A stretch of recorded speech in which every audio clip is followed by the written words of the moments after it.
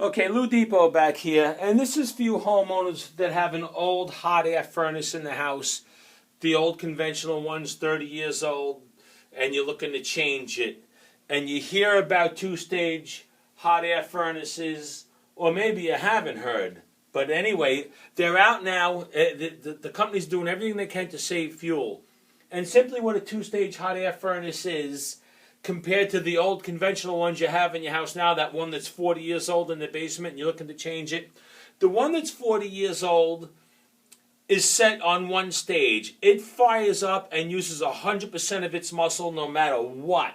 If it's April and it's 66 degrees out and you want that comfortable 70 and you got to make up a 4 degrees difference to get to 70, that thing's going to give it 100%, use all the gas it can or oil, usually it's with gas, and fire up and waste all that extra fuel and get you to 70 degrees, of course, but boy, oh boy, does it waste the fuel doing it. Now the two-stage hot air furnaces do two things. It fires just like you want it to if it's 65 degrees out and you want that comfortable 70, but it fires at a very small flame, but it's enough to make up that 5-degree difference. And it fires like that for a long time, and it's hooked up with a two-stage thermostat.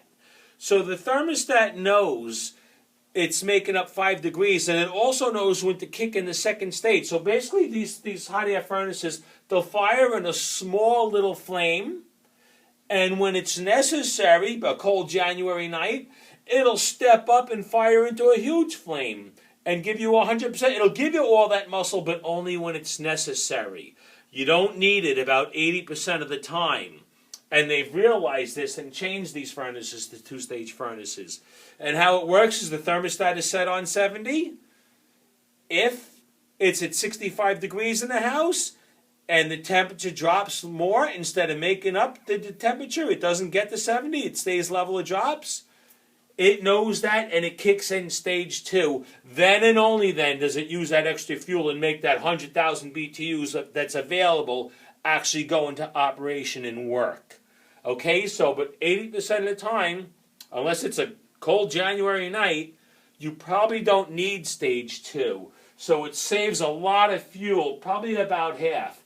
It's probably $1,000 more to buy one, but long term what it saves is unbelievable. They're big time fuel savers. When they're installed right and they're done with a proper two-stage thermostat, you don't get all that muscle unless you actually need it. It's available, but sometimes it's not necessary. So you save a lot of fuel. So if you are planning on changing your furnace, make sure you go to a two-stage hot air furnace.